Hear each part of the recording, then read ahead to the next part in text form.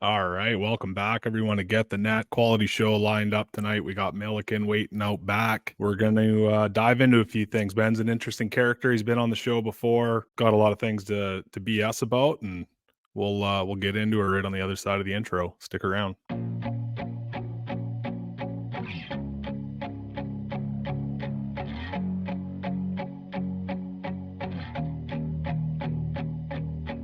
Welcome to Get the Net, a fishing podcast that takes a deep dive into competitive events, fishing news, tips, tactics, and most importantly, interviews with some of the most interesting and in-tune anglers from Canada to the central U.S. We're leaving no stone unturned to bring you the most raw and authentic dock talk. My name is Jamie Bruce. While my resume says bass, my frying pan says walleye. I'm no stranger to the multi-species realm. Whether you're puttering on tackle, driving the bus, cutting the grass, or killing time in a 9 to 5, we'll try to give you something in every episode to take with you on the water, or at the very least, bring you a few laughs. All right, Loop Tubers, Jamie Bruce here. Welcome back to the Get the Net podcast. Hopefully we got a good one here for you tonight. Like I said, we're trying to be a little bit more regular. The schedule's a little more realistic. Gets dark at damn 4 o'clock, so there's time. We got a bunch of quality folks lined up. There's a couple I really can't wait to talk to in the next few weeks here, and yeah, we got Milliken lined up. It's been a bit since he's been on. Lots has changed, lots to talk about. I promise you, we're going to be real. That's one thing about Ben. He doesn't bullshit a bunch. There's no fluff there. It's going to be right to the point. So, looking forward to a good chat with him. Before we get into that, a couple things around here. I got to bring this up first and foremost. This is very important to me. On last week's episode with Jim Moyna, he and I had both struggled to come up with the name of two locals in Fort Francis who had won the Canadian Bass Championship. Big moment for them, and we flubbed on the names. And as a bass fishing nerd, I'm pretty ashamed of myself. So got to give a shout out to Dennis Barnard and Clint Barton. They bested Moyna in the early 2000s, I believe. I'm not going to come back and do a redate on this. Like, I'm not going to get the date right, but I got the names right. Congratulations, guys. You deserved a shout out. Thought of you both after, met both these fellas. So I really feel like I owed him a shout out, and I was also reminded by about half of Fort Francis about who won. So local heroes beat the big bad Moyna and Thrun. So good job, boys, on the Derby win back in the day. Let's move on here. Still not ice fishing yet. I thought we'd be at her by now. Most years it's like kind of within a couple of days of November 17th if you're willing to risk it and have a good Strike Master floater suit and ice picks and are just generally dumb. For whatever reason, I'm one of the biggest guys, and I always try to get out there first. And it's a pretty dumb game, and I'm sure I'll learn my lesson. No, I'm not going to learn my lesson any of these days. But anyway, there's no ice around here to fish. Some of the boys up north are at her. Warmed up, staring at the big Lund right now. Might be due for another trip in that. Maybe go try my hand at Muskies. Maybe slide up to Nordic Point Lodge. Really great place to check out if you're into muskies, bass, pike, walleye, all the good stuff. All not too far north. You can still drive a truck there, car, whatever. Enjoy the full experience, luxury outdoor experience. 5-star service. Check out their information below. And if you're looking at any ice fishing destinations this winter, I would highly recommend Dryden, the Wabigoon chain, that whole area. Really untouched. A lot of locals are probably pissed at me right now for saying that because they don't want to turn it into the damn zoo that Kenora is for ice fishing now. But it's my top pick for somewhere to go ice fishing. So if you do go there, check out the tagged fish contest. And if you're on the gram, tag me in any Wabigoon photos. I love to see those pale beauties from the main lake, or maybe you're in the back lake. Would love to see it. And something exciting for this winter is the new Powerhouse Lithium 18 amp 16-volt batteries. If you're a scoper, check those out. If you're hauling around a giant like 12-inch screen or fishing 15 hours, they might not be the perfect pick for you, but most of us run 10-inch screens, live scope. That 18 amp 16-volt is the equivalent to like a 24 amp 12-volt, and that is going to run your gear for as long as you want to go ice fishing. It's a lot more compact. You get the better screen clarity and that extra power of the 16 volt that stays solid all day. It doesn't lull down.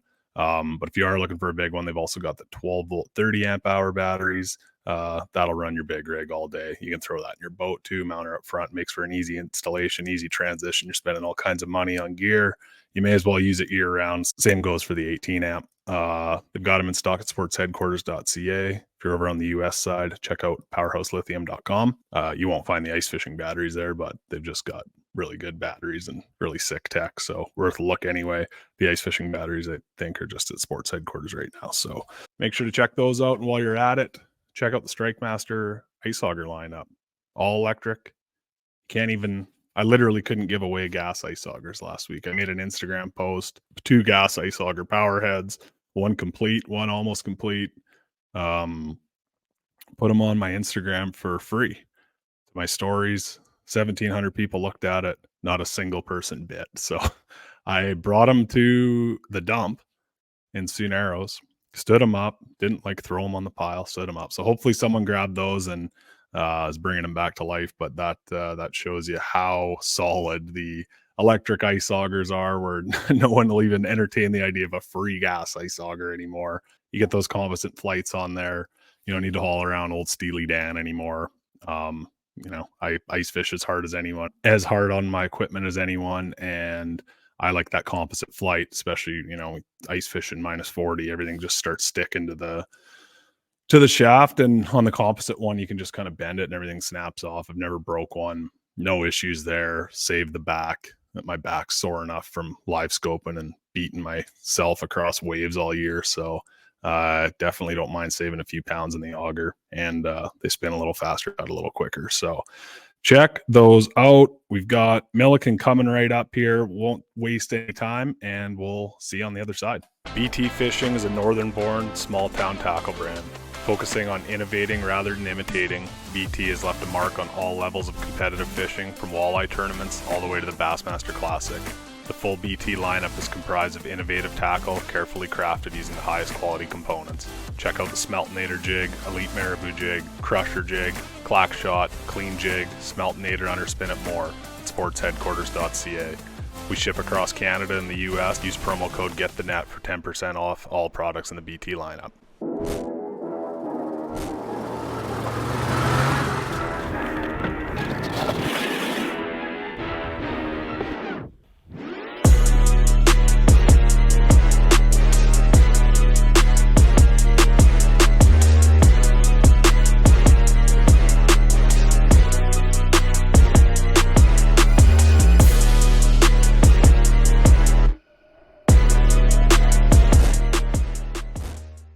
Some of the conversations on the Get the Net podcast contain language that may not be suitable for a young audience. Language disclaimers are not required by YouTube or Spotify, but I wanted to personally give you a heads up in case you're rocking around the car with youngsters. Enjoy your podcast. Yep. So far from dialed in, but from the outside looking in, people don't understand how grinded you are. Yeah, especially the tournaments where it's you're not on anything, you're just pissed off and you're ready to be out of that place. By the time those 5 days of practice are up, you just have fucking shit everywhere in your boat. You have knots tied on that you should never leave tied on, and you're just fuck it, whatever. I'll catch what I catch. Yeah. I don't know if I left every place we went, I was it just felt like was the biggest grind of the world anyway. Yeah. There was no place where I was oh, I'd love to stay and fish for another day. Yeah, me too. Even Toledo, I didn't, in practice, I didn't realize what I was on, really. And so, yeah, it was a grind in practice most of the time there, even. You were on my shit is what you were on. I was following you around. Man, I made that YouTube video. I was screw it. I'm max out clickbaiting this guy.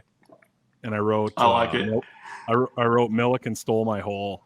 And there was a picture of you with your red jersey, and so many people just did the full Randy Blockett, where you just see the you see the thumbnail and just jump onto the video and start cyberbullying, and my god, did I get just beat start up. Talking shit. Ah, man, I wish I would have. It was awesome. I should have checked that out. That's great.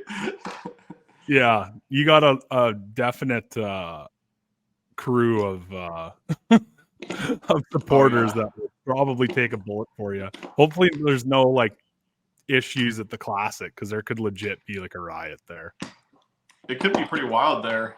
Be interesting. Yeah. Especially at the free event. Oh, God. Be good. Yeah. That's going to be all right, probably.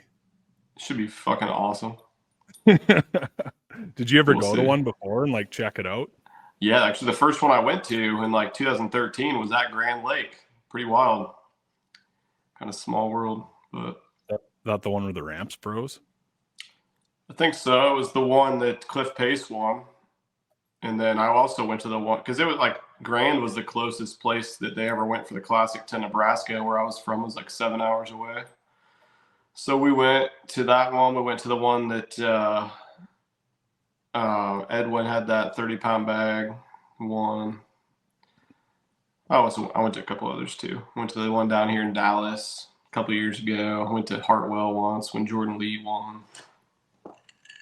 Oh, you've been around. Last year was the first one I went to, and I was like, oh man, I've been messing up pretty bad. Probably should have been for sure. Dude, I know. It's so much cooler than like iCast and fucking anything else. Yeah, it was funny. I talked to Knox a few months ago, and it was right in July. Like you had lined us up. Never really followed up with that. I should probably give that fucker a shout. But I was like, oh man, you probably got a busy week. I don't want to bug you. Like I'm sure you got all your shit for iCast. He's like, we don't do that. I was like, yeah, what? Exactly. He's like, yeah. He's like, name one reason we would ever go to iCast. I was like, oh, I like this guy.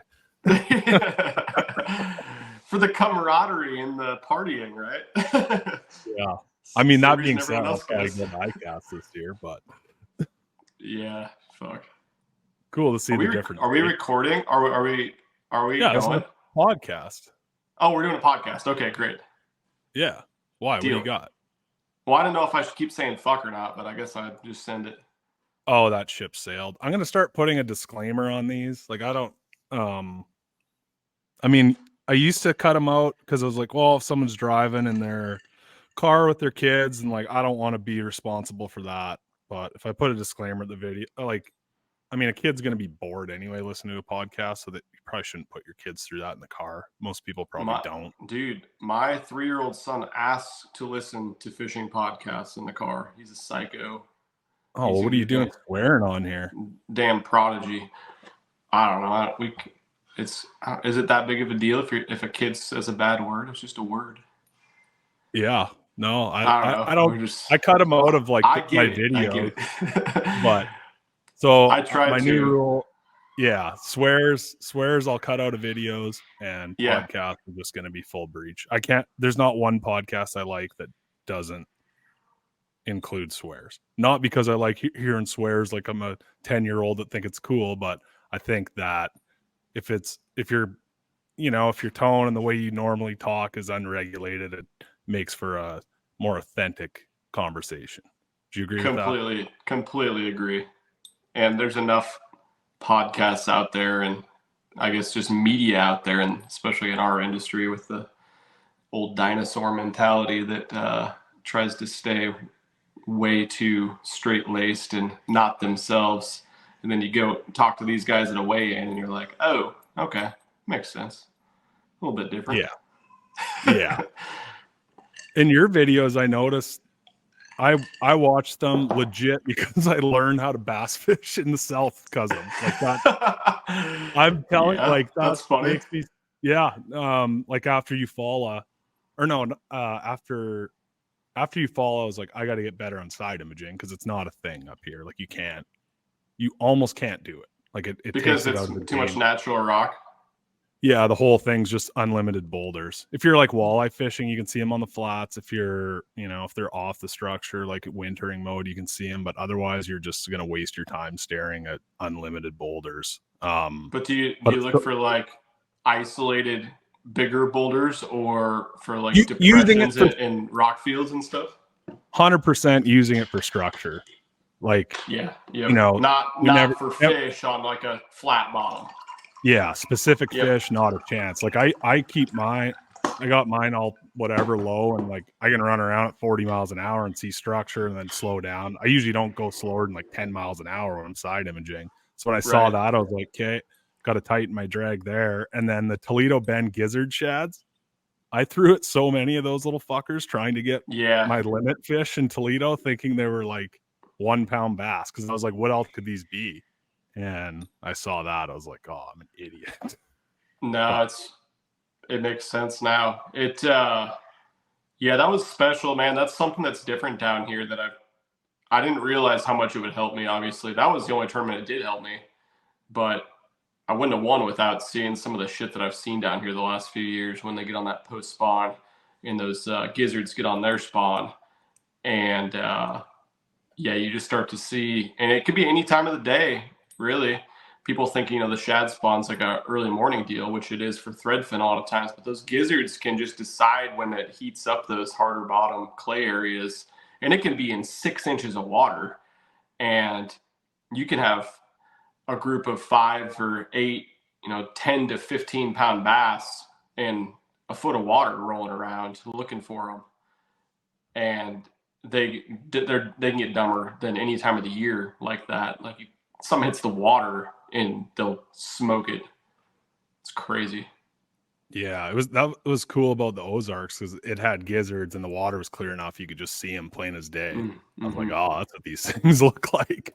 Yeah, real great time to be learning about gizzard shads at like the eighth tournament of the year, whatever it was. Yeah, well, shoot, man, it's different everywhere for sure. I'll tell you what though, like what some of these guys, like what Trey McKinney did being an 18-year-old was crazy. What JT did, winning the points like he did, what John Garrett did, being as dominant as he was all year, was impressive. But I honestly was as or more impressed with what you did and how you finished as anybody, any of those guys, because I can't even fathom how you would go to Lake Eufaula, either Lake Eufaula, and catch a fish without any largemouth knowledge down there.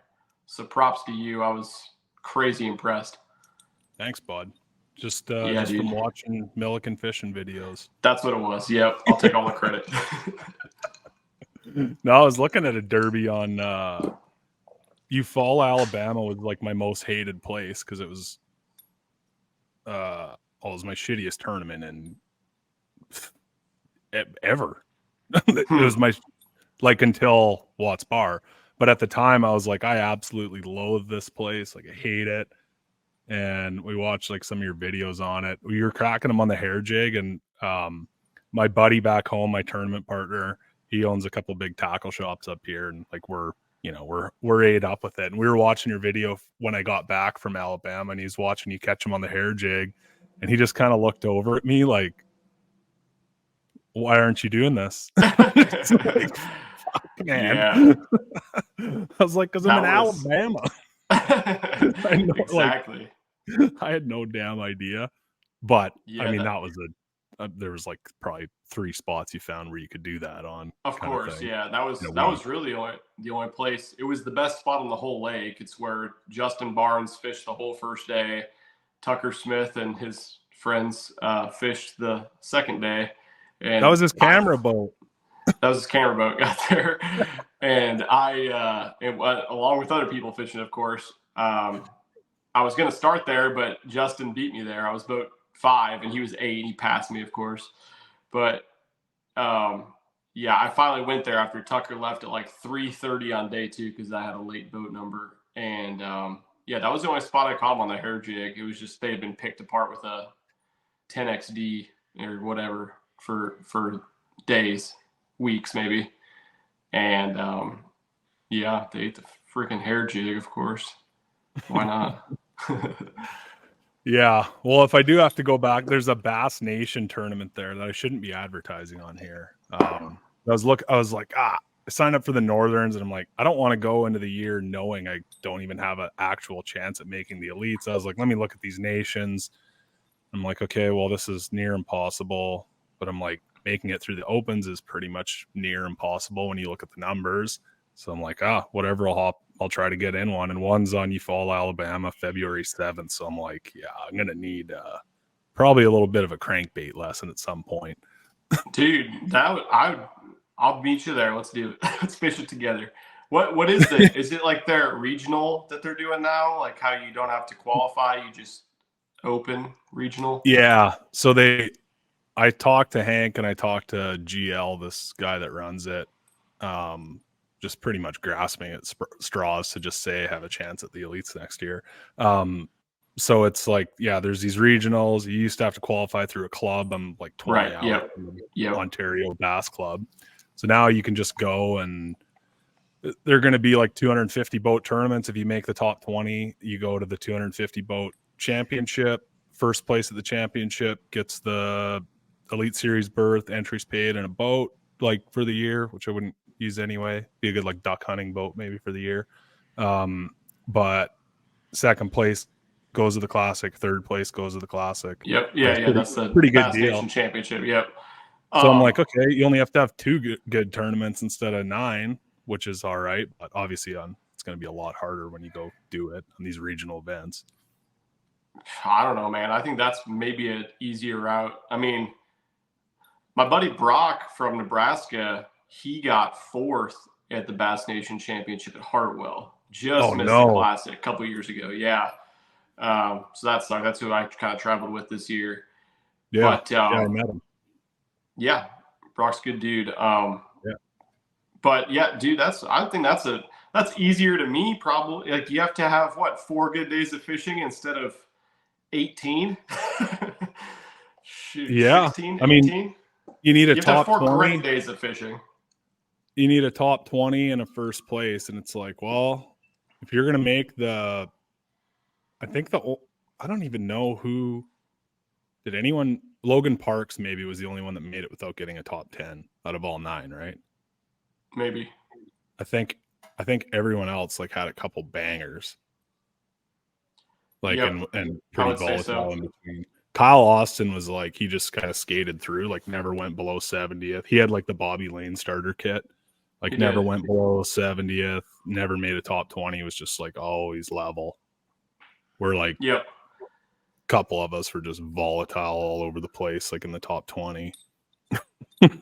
What's the practice and stuff like for the bass for that event? I think it's like 3 or 4 days or something. I mean, I feel there's 5 or 6 guys that are really tough to beat down there. Justin Barnes being one of them. But dude, you could go down there, no problem. Well, you just have to get in the top 20 in Alabama. Exactly. And then anything can happen in the championship. And did they announce where it's at? They haven't announced that yet, have they? No. So that's who knows, but at least you're fishing for something. Like I don't, yeah, dude. Once you go just fishing a bunch, you want to be fishing for something. Like when I said I was coming down to Texas this winter, I got like a truck camper, so it's getting shipped to Dallas. I'm gonna come pick it up. And I was like, yeah, I'm looking at this ABA on Rayburn. You're like, don't fish Rayburn. It's a shithole. There's a million other places. We're like, well, it's the only place down there with a 150 boat, $600 entry tournament. Yeah, that'd probably be a good tournament to fish because like maybe only like a third of the super tough to beat hammers down there will probably fish that one. So anything can happen. Yep. Yeah. Just I don't care either way. It's better than ice fishing. I know that already. Hell yeah, it is. Well, you got to link up with me when you come down here too. Like I said, there's some really good stuff beside that. So holler. Yeah. Yeah, I'm going to do that. How far are you from Austin, Texas? About 3 hours, 2:45 maybe. Yep. 45.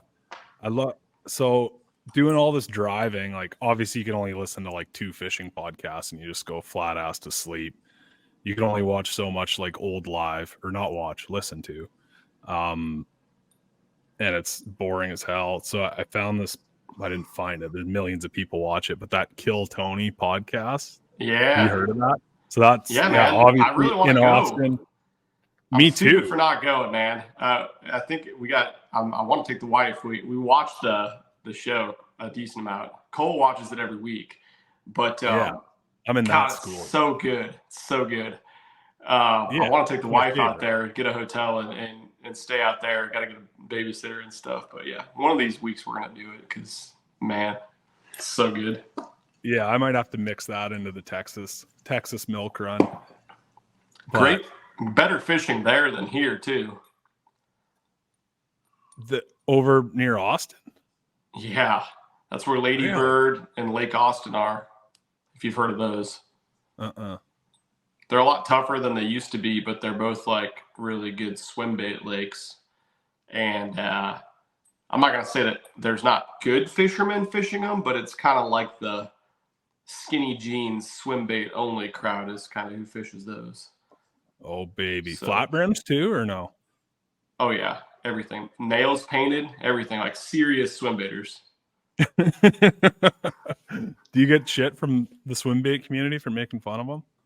Well, I did pretty bad once, but not since then. No, I think most of the builders and people that are actually, not like the internet experts, they respect me, and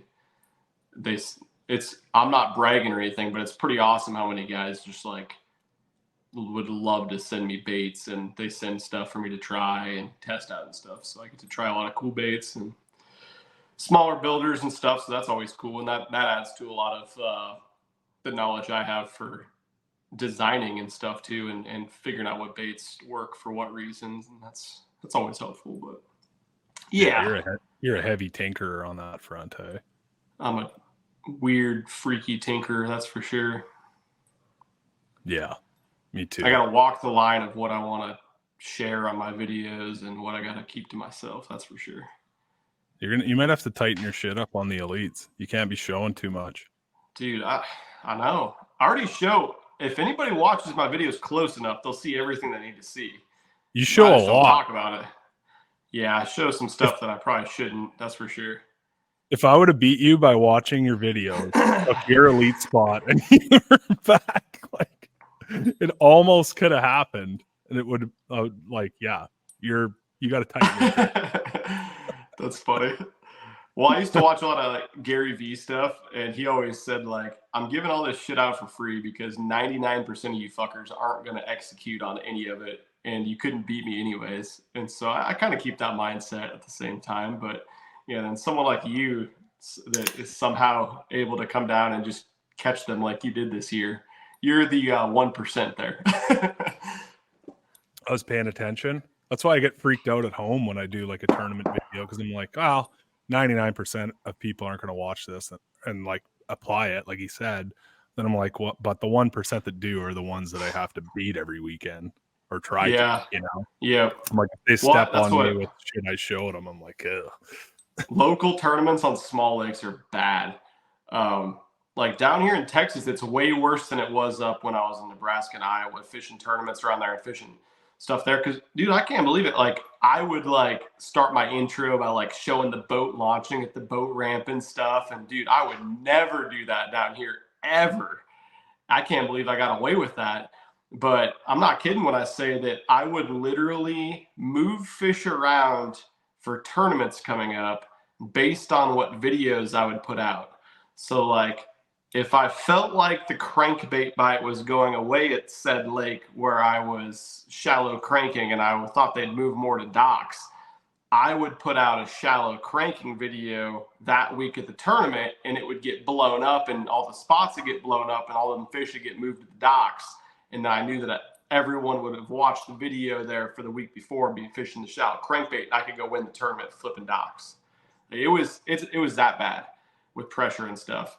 And it's even worse down here in Texas, so it's fun. Yeah, it's bad too when you got like you guys have a lot of good baits. There's a lot of baits that are sponsors, and you're part of the or whatever company that's come out with them, and we both, I'm sure, have faced this. But like, they're good. You're putting them to market.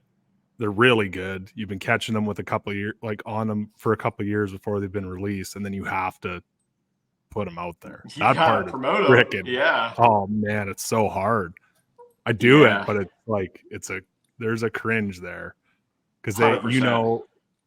if you're putting it out and you've been using it forever, it's not going to be like one of those, like a laser lure or a Livingston or whatever, where everyone might buy 3 of them. They sit in their garage, end up in the sale bin, whatever.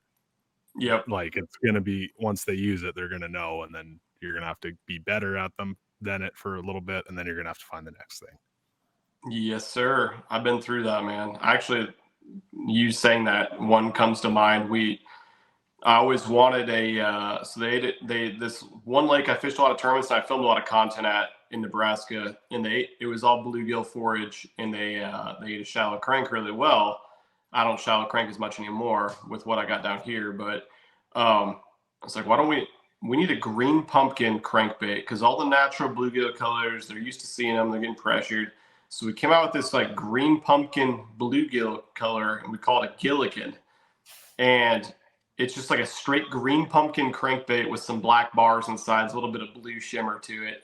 And oh my God, and like 2 inches of visibility, 4 feet of visibility, like they just eat the shit out of it.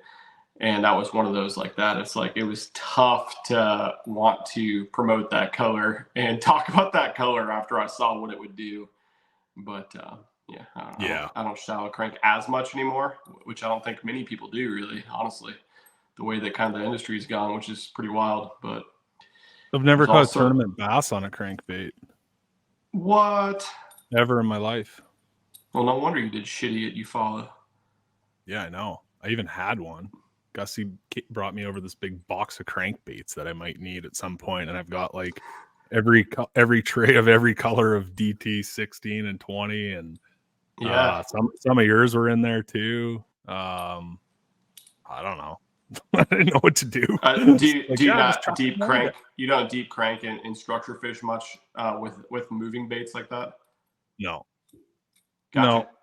It's just like, I don't know, man. It's just a different world up here, and I've tried looking outside of the box lots and been like, okay, maybe this is just like old folklore that this doesn't work, and it hasn't worked for me. Like up here, I get I'm not going to be able to go down and compete with someone else who's been doing it forever, or dialed in. So I always try to find something else. Like I never forced it that much, but it's definitely something that biggest weakness.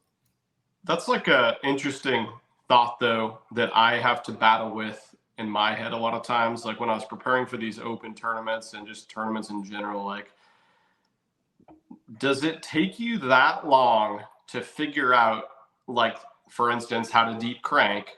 Like, you're going to go down to Sam Rayburn. You want to fish Rayburn in February. 90% of the field is almost exclusively going to be burning a deep crankbait. That's like how you catch them. But like, if you're not comfortable with that, do you give up on it and not do it? Or do you try to figure it out in a day? Like, I feel like if you have a good day with a technique that you're not comfortable with, you can build a lot of confidence, like in one good day. Agreed. Especially if you're on the same body of water. But do you want to fuck with that and be like, I'm going to go fish against Keith Combs and he's going to be deep cranking?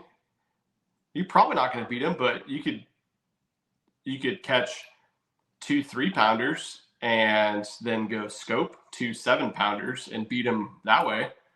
So it was just some of the stuff that I kind of had to figure out on bodies of water this year I was uncomfortable with, and I know I was more comfortable probably than you were at any of them, but was that kind of mindset. Like, do you give up on something because you're not as good at it as half of the field, or do you try to figure it out just a little bit better and get some confidence, and you might get 1 keeper or 3 keepers in 2 days that are huge? Yeah. And man, there's no hard and fast answers. The hard part too, because like, so everywhere we went, it was like player strengths. Watts Bar finally smoked me. I was like, okay, if I would have just fished grass the whole time with a chatterbait and a worm and a drop shot, I would have caught my limit. Like, I had no fish either morning. An hour before check-in both days, I'd catch the 5 bass I weighed in, or 6 bass I weighed in all weekend. I'm like, if I wouldn't have been so hard headed and just kind of did the win and roam thing, it would have been fine. So when I went to Ozarks, all I did was throw a brown jig at docks. Like I'm the worst person in the field at that. So I'm like, why can I go to Ozarks? So the most common Ozark 8. It's like, maybe there's just something else to it that I didn't realize. But so I've seen both sides of it where you can compete not using your strengths, just something you're rolling with, and just no hard and fast answer after the 9 tournaments. After 6 tournaments, I'd be like, yep, play your strengths, got her dialed. Yep. That's interesting. Yeah, I know. I've heard you talk about how you felt like you were completely out of your comfort zone fishing those docks, but I mean, you don't got to skip everyone perfectly to catch a fish. And the reason a brown jig works there is because it works there. It's not like people are doing something special to it. It's a damn jig. Like, I think you think you can overthink it to get all your intuition. Obviously, you had a lot of just like you drew from your intuition of different techniques and experiences this year to catch fish. So, I mean, I guess that played into your favor there. And it's pretty cool that someone can do that. Like, there's no reason you should have got a top 10 on a jig with docks at Lake of the Ozarks, but you fucking did. It's crazy. Yeah, part of that was just like, this is way more fun than anything else I'm gonna go find too. So had slid down to like 20th. I was like, I'm already fucked. I may as well just have some fun. Yeah. Well, I'd say you did. Yeah. Oh man. Did you have you been watching like the tournament scene lately? Seeing all the shit show? Yeah. I have. have. I've been watching it. I don't know. It's interesting. It's just more bullshit in this climate of tournament fishing that makes it harder, makes it worse, makes it smaller. I think it makes it less appealing to sponsors to be like, can you just figure your shit out already? Like non-endemics? For non-endemics, maybe. I mean, I can only speak as someone that's like a business owner within the industry. And for us, we didn't honestly, like, I don't know if it's going to ruffle any feathers, but we didn't even consider looking at any MLF guys at any level, or especially the top level, as far as like, are we going to pay this Elite Series Pro 30 grand or this MLF Pro 30 grand? Like, that wasn't even a question. We didn't even look at it after our experiences with it. Like, there is zero marketing potential and sales potential over on that side on the Bass Pro Tour. Zero. I can say that whether I qualified for the Elite Series or qualified for theirs or wherever I'm at in the industry. I know that. So that's tough for sure. And it's really tough for me because like I got a lot of good buddies that went that route and fished the invitationals this year and had good seasons. And they're trying to get into now what turned into what it has, which is not really beneficial for anything. And as a non-endemic sponsor, I don't know I guess it'd probably make it harder, but really the sport of fishing is hard for a non-endemic company anyways. Like, everyone likes to go to their back pocket and be like, more people fish than any other sport and 80 million people fish and buy licenses. Well, 99% of those people don't give a shit or even know about what tournament fishing is. Like, it's such a niche. It's a market that spends a lot of money, obviously, but it's such a niche market that we're marketing to when it comes to like the high level tournament bass fishing. So I don't even know how non-endemics look at it. I mean, really looking at the history of bass fishing and everything, it's like you basically got to trick them into doing it because I don't think they're going to make any money with it, to be honest. Like, yeah, it was great that FLW had National Guard. That was like the freaking heyday of bass fishing when they had National Guard, and Bassmaster had their entire, they had ESPN, and of course the FLW also had their entire pro package, whatever. There's 7-8 companies, that sponsored the 20 or 30 guys on tour. But yeah, like how many more Kellogg's did they sell? Exactly. Like, those companies didn't get out of it because they were mad at somebody. They got out of it because they didn't see a benefit or an ROI. So yeah, we're gonna interesting place as far as non-endemics or even companies within the industry. And did you see a Jacob Foutz video and all that shit go down a couple of days ago? I found out about. I had a little get together the other night, and Lee Livesey came to it. It was awesome, and he told me about it. I didn't know anything about it, and we drank every beer in East Texas, and so I'd forgotten about it until I had a call with one of my sponsors today, and he brought it up, and I was like, oh shit, I forgot to go watch that. But I kind of watched it, and I don't know, man. It's just what he said wasn't wrong, but it's not new. That's for sure. It's the same thing that's been 5 years ago. It was the same thing, and it's not getting any better. And the crazy thing is, like, this industry got really blinded like 3 years ago when COVID happened, and all these private equity companies saw the outdoor industry exploding, and they started buying up the smaller companies. And so you got these corporate conglomerates, Pradco, Pier Fishing, Strike King Lose, whatever their mother brand is, GSM, these companies that they bought all these fishing companies. They don't give a shit about fishing. They don't care about fishing. They just saw dollar signs. They don't care about the anglers. They don't care about what type of cool products you come out with, or what type of product doesn't sell well, but it's a really cool product, like the 5-inch biffle bug. And so it gets discontinued. And so everything is a dollar sign on a spreadsheet, whether that be the angler, the marketing manager, the entire operations of the company is just a dollar sign on a spreadsheet. But all these small companies were like, oh, we're doing okay in the fishing industry, but this company wants to come buy us for $5 million. We'll take it. Well, guess what? Now we're going into COVID's over. We're going into a recession, and money's way tighter. The industry is getting smaller with all this MLF bullshit. And these private equity companies are going to be looking at those spreadsheets, and they are not going to be impressive. I already know that from talking to several companies. And so we're about to see something that's a lot worse than Jacob Foutz has seen the last 3 years, or Pro Angler XYZ that got cut from, or is going to get cut because they're in the bottom 35 of the Bass Pro Tour.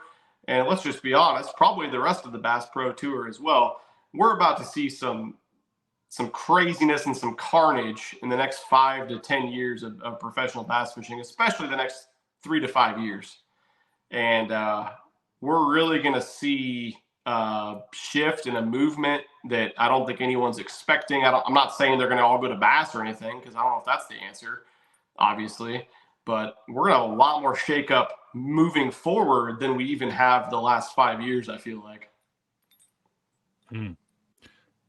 Yeah, that Sorry, covered that was a lot. We'll start at the beginning of that and work through it. Foutz's video, I watched it all the way through. I got plenty of messages about it. Like, have you seen this guy? Like, he's being honest. And I'm like how did you not see this coming? Like, how did you? Like, it's that not. That would have been a cool video to make 5 years ago. Yeah, it's not 2001. Like, if you're not providing value, literally all you're just doing is fishing for money. Like, if you're not, I got nothing against Jacob. Whatever. And to be like, no, I think he's a really, really good fisherman. I got a lot of respect for him. That's not what I'm saying either. I'm not talking shit about that. Yeah, but like, you can't. Like, that's just such an old school mentality. Like, I don't like social media. I just focus on the fishing. It's like, I don't know who you ran into along the way that told you that was the most important part, but like, that ain't the deal, Bob. I've seen him on camera a couple times, and just like, and there's tons of them out there, but just kind of a dud. And then, to be honest, the first time I heard about anyone that sponsored him was the people that he said in his next video dropped him from sponsorship after his first video. He's like, Pro's Choice Marine dropped me. I was like, dude, I didn't even know you're like, I'm a bass fishing nerd. I consume all this stuff. I I didn't even know that you were sponsored by Pro's Choice Marine. How are you supposed to sell a product to someone a little bit outside of the niche, like outside of the realm a little bit, when you can't even like put the name out to me? So I was looking at it like, yeah, I would never give this guy a nickel either. Yeah. So, I mean, I do give him props for like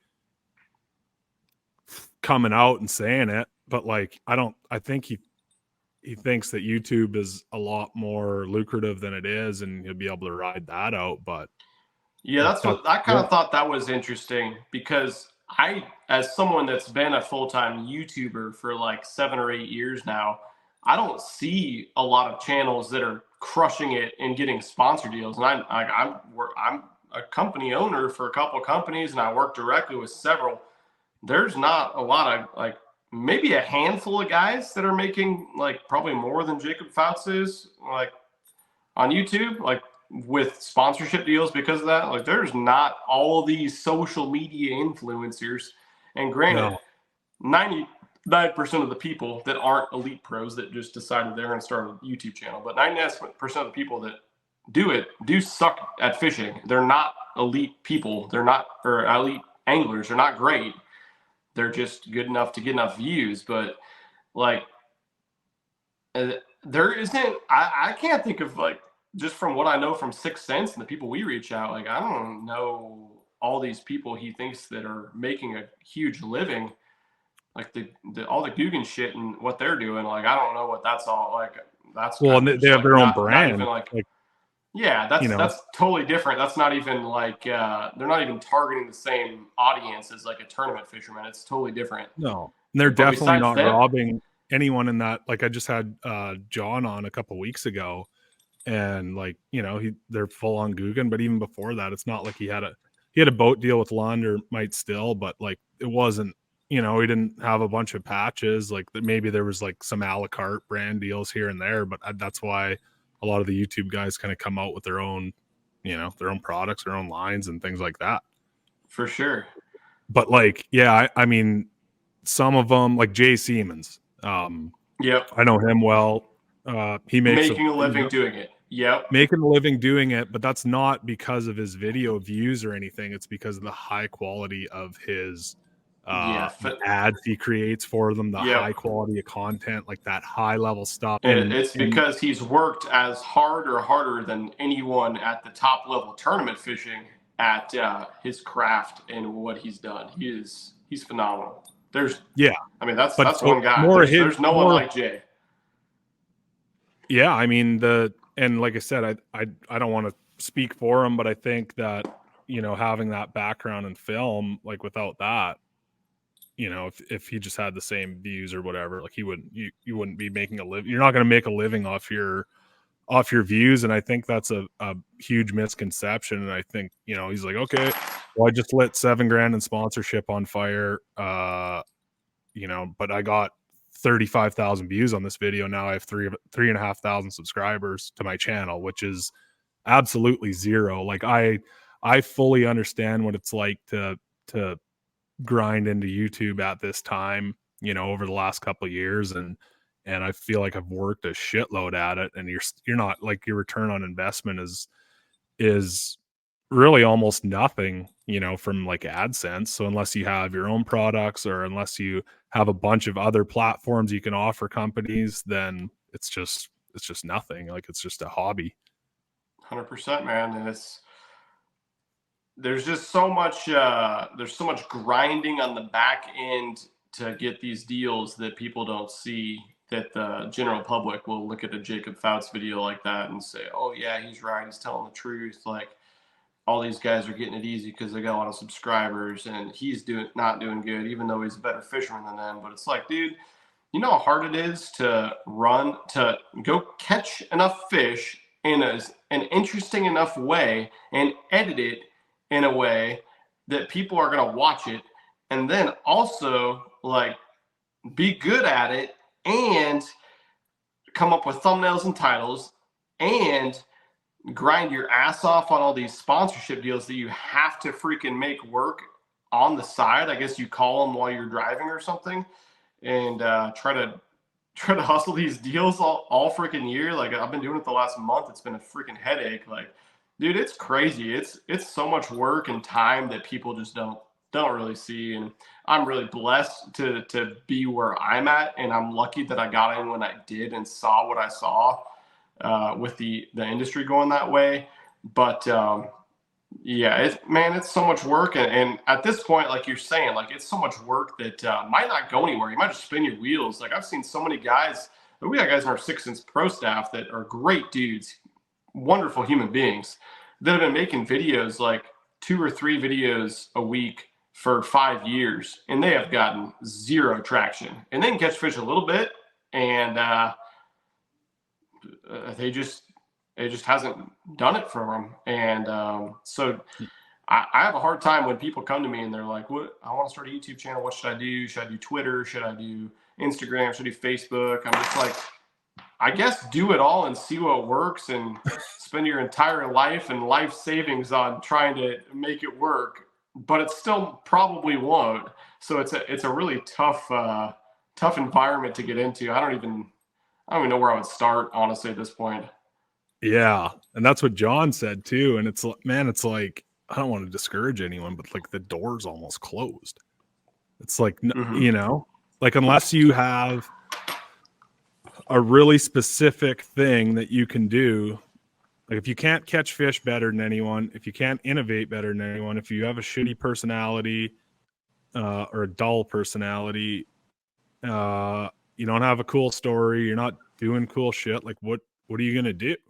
You're the same as everyone else, and you're just gonna get 100 views like everyone else. Like you watch a lot of these, like I'll use Carl Jochimson as an example. Like he's built a huge fan base, got a real cool story. Started the YouTube thing late.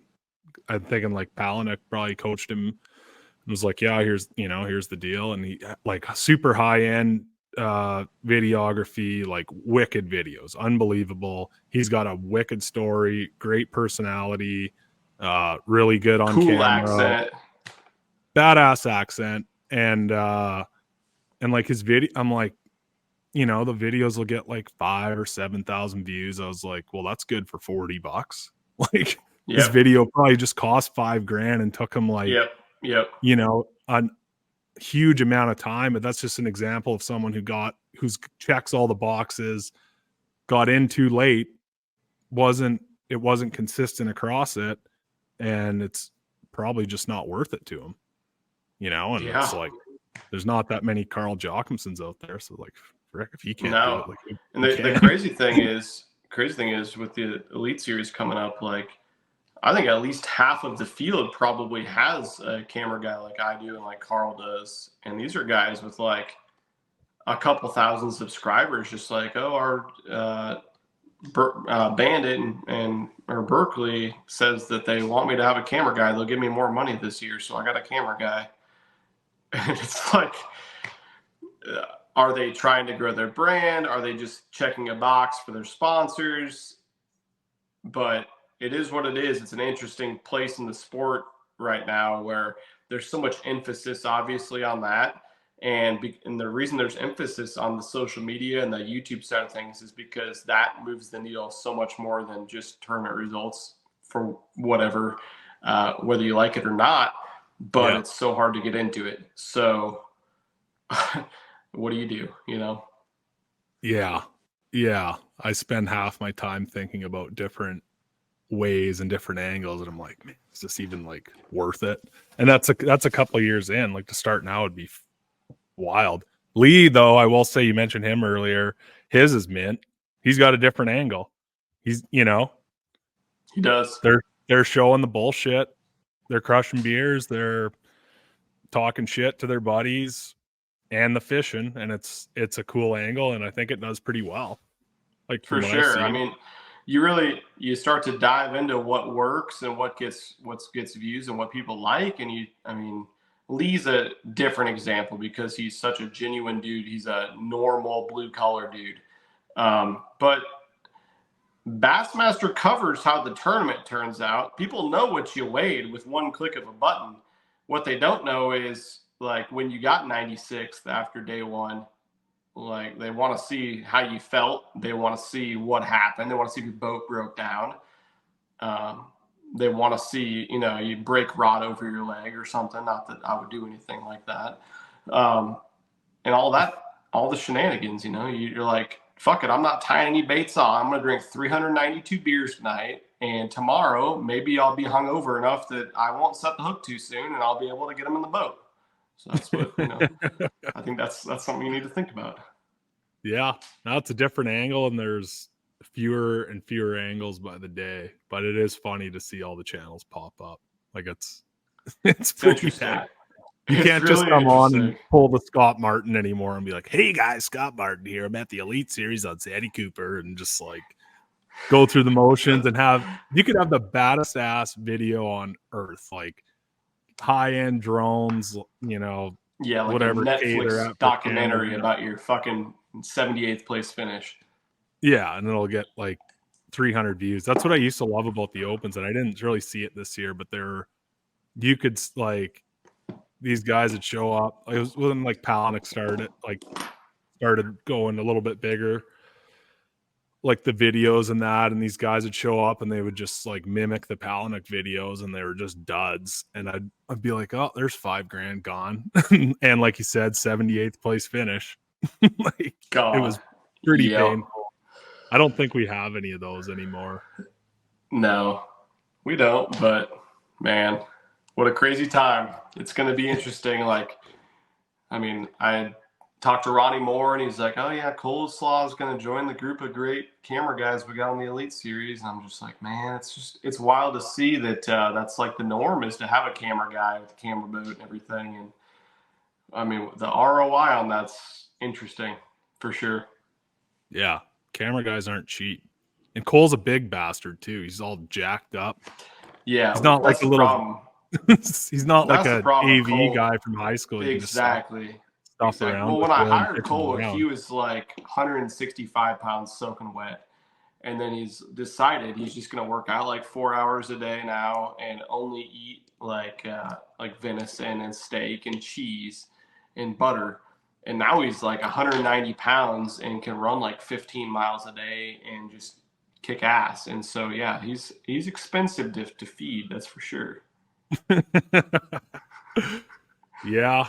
Well, that's cool. It'll be fun to follow next year. I know you get drilled about the Elite, you know, questions, prep, and what do you think about it and all that. But I think where you're starting, I don't even need to ask you. Like, you're going to be just fine. Yeah, obviously I'm crazy excited about it, but I was nervous and shit, but I'm kind of feel now like I feel like I'm playing with house money. Like I'm from Nebraska. Like I fished the Opens 1 year. Like I'm not supposed to be here. I'm a dude that made a career on YouTube. Like there is no reason I should be there. I know I'm as confident in my ability as like I think I could beat all those guys. So that's not what I'm saying, but I just feel like I'm just gonna have so much fun and just try to focus on that. Try to open some people's eyes to kind of what the industry's really about without having to make a Jacob Foutz video. Maybe we're slamming that poor bastard. He lost all his sponsors this week, dude, and we're beating seriously. up on him pretty good. Dude, I'm gonna go to the first event, Toledo Bend. He's gonna walk up and whoop my ass at the boat ramp. I can't wait. But no, I seriously, I got nothing against him. I really like him actually, and for the video that he made is nothing compared to like the garbage that like Randy Blockett puts out and people like that. But or the negativity that the Zaldanes try to create to be genuine. Anyways, so dude, I'm gonna try to have so much fun with it. I just want to have fun. Like I got 2 years guaranteed. I'm 100% confident that I can win an event or multiple. I am 100% confident I can do well in Angler of the Year. We just got to execute just like everyone else out there. And so, yeah, I like the schedule this year. The moon phases are kind of weird, but I like the schedule a lot, and it's going to be a good year. Yeah, I agree. I'm really looking forward to watching. There's going to be some like good storylines because it's not going to be all. It's not going to be butterflies and rainbows on the water. There's something's going to happen over the course of the year, and things happen everywhere, and a lot of people just sweep them under the rug, and you're definitely going to shine some light on it. I don't know what the specific thing's going to be, but it's going to be damn cool. Yeah, dude, I just want to have fun. Like, I'll go Jacob Foutz for a second here. I turned down a 6-figure deal the other day because I wouldn't put their logo on my jersey and on my wrap. And I tried to explain how ridiculous it was that you would have a logo on a jersey and wrap when that sells you no product, and they wouldn't buy it. Shit like that is so ridiculous in this industry that you think that like billboard advertising is the way to go when I have over 1 million followers on my platforms. Just is what it is. It's just like, dude, I'm going to have so much fun with it. Like, I can't wait. I can't wait for the classic. I can't wait to show people my boat wrap. Like, it's going to be so much fun. I can't wait to compete. Like, dude, I want to beat everyone out there. I'm going to get my teeth kicked in several times. And like, I just like, I get to fish in Texas a few times. I get to fish for Florida strains in Florida as well a few times. I get to scope fish at Murray. Get to scope fish on Ontario, on Champlain. Like, let's go, man. I'm so pumped. Yeah, I'm pumped to watch it. I'm actually excited I didn't make it because that first I was looking. I'm not lying. And it's might be the reason why I fucked up so bad. But like those first 2 tournaments in Texas, I was like, oh my God, like those just sound so good. I've only fished in Texas once, and I didn't even catch a limit both days. But I love it. I love the way it sets up. I love that when lakes run out of bass, they just make more. They can grow to giants. And when I saw those first 2, I was like, oh my God. And then I looked at the date, and like that's my wife's due date is in between the 2, 24 hours away. And I was like, there's no way I would miss that. So like would have to take a bomb anyway. And like she saw the schedule and was getting pissed off, but I like it for you. You got that out of the way. We got hospitals down here. Come on now. Yeah, we can't afford that shit. Oh my God. Yeah, seriously. Yeah. But it's going to be especially the first one. I think people see Fork on the schedule and they get all excited. Fork to me, I'm excited for it, but it's kind of like, I'm kind of like sketched out. I don't have a lot of experience on Fork. I probably fished there like 6-7 days. Never really like gone out and idled for a day. And they could all go to the bank, in which case I'd be fucked. But anyways, but Toledo, dude, that weekend last year, so like Toledo freaking cracked off last like January and February. It was a shithole for like 5 years. No one caught anything. Yeah. I thought it was going to be correct. And then like January, February last year, the same weekend last year that we'll be there for the Elite Series, my buddy Tater had 35 pounds. He had a 10 and a 9, and he got second. The guy that won had 42 pounds. And that's when like the lake record 15, 7 or 8 got caught the next week, and another 40-pound BFL bag got caught. And there was like, this was like a 150 boat tournament that he had 35 pounds in. There was like 35 bags over 20 pounds. Like, it could be so stupid. But as you saw too, like the wind could blow 20 and good luck. But not even that, but in 3 days of practice, like if the water's a foot lower than when we were there, or 6 inches lower, or just normal, like the navigation there is treacherous.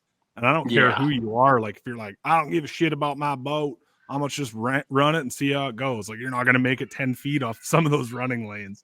100%. So Yeah. It's an I interesting think you're gonna place. have a huge advantage there. But yeah, that place was nuts. I full drank the Kool-Aid before that one because after Eufaula, I was like, damn, I was unprepared. I watched all the, bullshit live streams from different times of year and different conditions and whatever.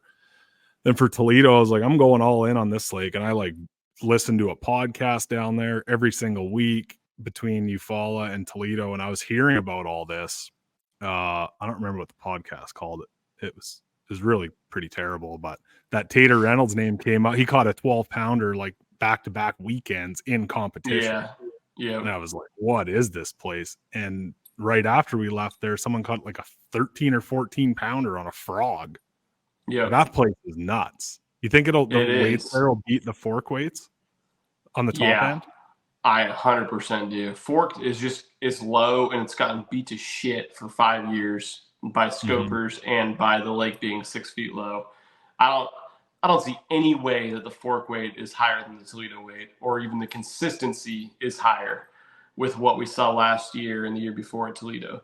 But yeah, we'll see, I guess, man. Like it's gonna who knows? I mean, freaking Patrick Walters would probably pull up with a square bill at Fork and catch 40 pounds a day or some crap. So you never know about Fork. It's a weird place. Yeah. Well, it's going to be damn cool to watch. Looking forward to following along. I only got one more question, mostly for my buddy Brad. I got to clear it up. I got to let him sleep. You were on Mercer. I actually just listened to it today, but he had listened to it a couple weeks ago or whenever it came out. And you were like, a newly famous podcaster accused me of obtaining waypoints at a gas station or something. And Brad's like, he's talking about me. I was talking about Brad. Yep. You were? Brad. No, I'm talking about Brad. Yeah, well, that's what I told Brad. I was like, Brad, we're not famous. And the only other podcast, they're not famous either. So I would regret that was famous. I know it was my exact quote. Newly, I guess I'll say popular. Yeah. There you go. Okay, Brad. That was purely for Brad. No one else listening gives I wish Brad was here, though. I kind of want to talk some shit to Brad just for no reason. Yeah, it's great. We don't watch like any of the VRBOs, no TV, just talk to Brad.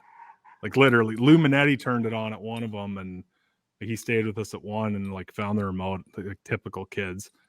Finds the remote, turns on the TV. I was like, I literally haven't seen this all year. And that was at Watts Bar. I was like, what are you doing? Like, we don't watch TV. We talk to Brad and drink beers. Did Brad even make it back up home, or is he still down at Maddie's place? He's up back in Minnesota. He's all over the damn place. What does he even do in the winter? Just like chop trees down or what? Well, the Opens never ends and it never begins. It's the beginning and the end of all time, whatever Lord of the Rings quote you can throw in there. So it just goes all year. So he's just looking forward to Florida, and he's probably going to just be a damn hippie and go down to Florida and fish for like a month and a half. I hope he does, but he'll probably find some buddies along the way or find something to shoot or find somewhere to go. But go sling a Glidbait, become an expert. Yeah, I'm an expert too now. He showed me his ways.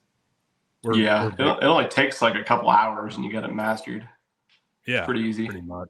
Yeah, you can just open any one out of the box and be dialed with it. Yeah, you just pull like a crankbait rod, 12-pound test, and you just send it out there and reel it in.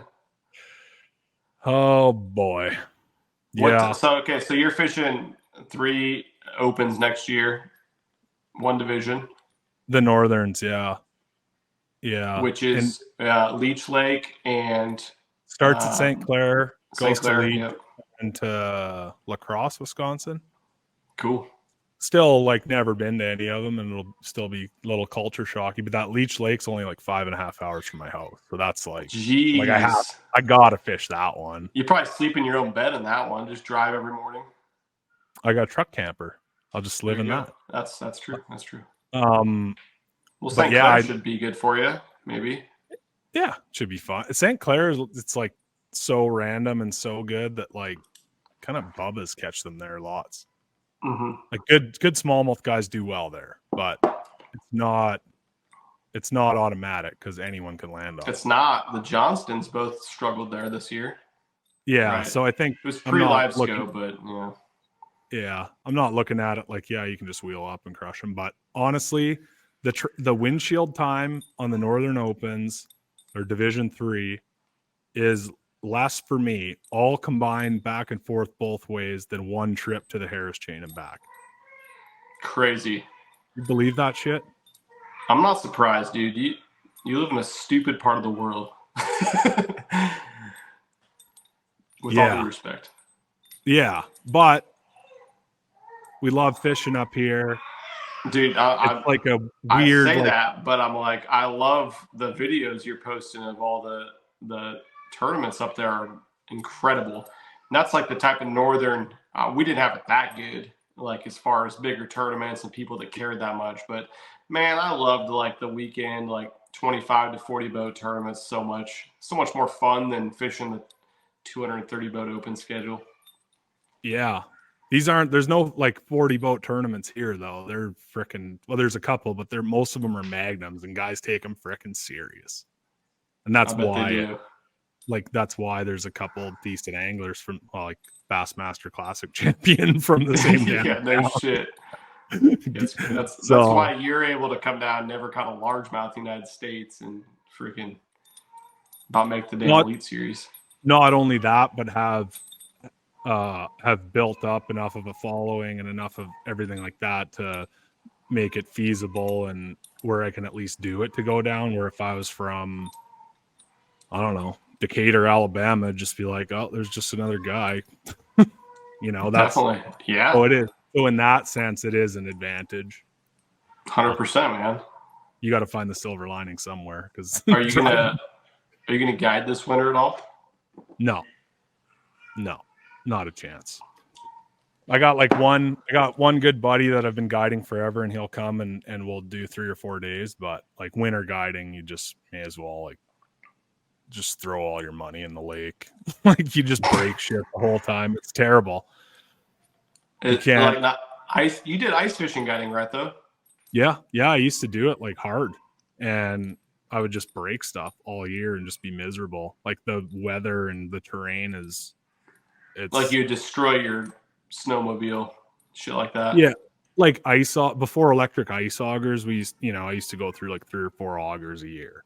Or like it'd be so cold the plastic on your sleigh would break in half, and like it was just So don't got to do that. No complaints here. It's gonna be fun watching the elites. I get to go back to bass nerding. I feel like I missed a lot of things this year, so gonna do that. Me too. Probably have my leaders tied for St. Clair late next week, probably. Right around the corner. Oh man, June, July. Oh my god.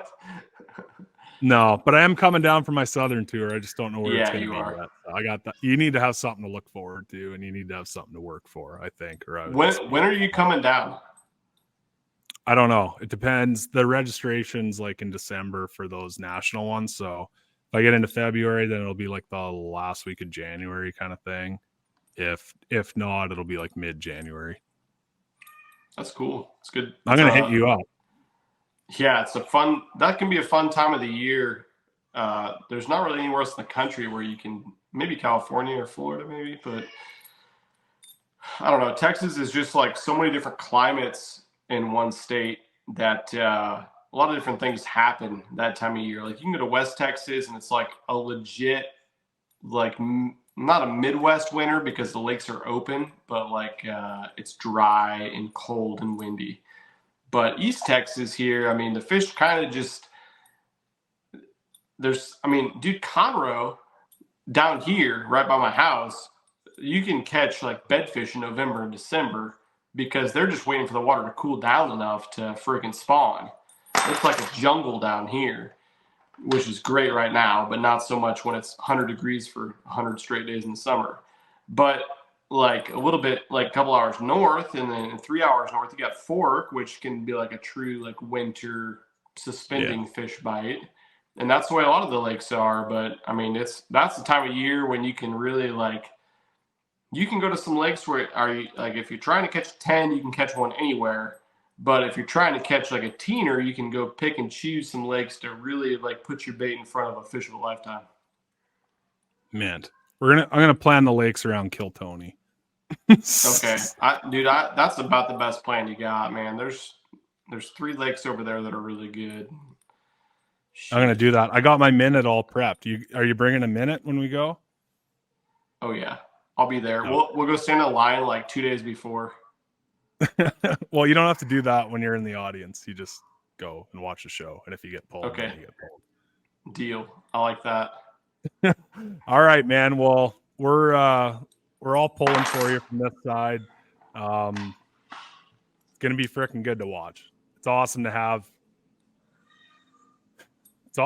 good personalities and good characters that document it well in the opens, and I can't really can't say it any more accurate than that on my end. So I'm happy that you broke the mold at the ripe old age of 34, and happy that you're gonna have a camera with you doing it.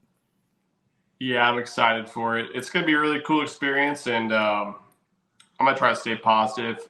I say that now, but I'm gonna be fucking breaking stuff, and like I said, drinking 30 beers when I'm in last place after an event, first day. But we're gonna give her our best shot. We're just a fucking idiot from Nebraska that I put everything in my life into this, and so we'll see what can come of it when you kind of just make your own luck, I guess, make your own circumstance to get somewhere. Just work really hard. That's all I got is working hard. I don't have anything else, and I'm not the type of person that can just drive 30 hours south from Canada and just start catching fish. I definitely have to stay on the water, stay sharp. So I'm going to do that all winter, and we'll see where that gets us. But regardless, man, like hopefully we don't get canceled this year. We're going to do our best, and we're going to drink a lot, and we're going to say some stuff and do some stuff that people might not understand, but we're going to try to catch some fish better than everyone else does. So we'll see where that gets us. Okay, bud. Well, wish you luck, and I'll talk to you in probably another month here as I plan my big Texas tour. Fuck yeah, dude. Can't wait. Hit me up. Have a good night, bud. Thanks again. Dude. Take care.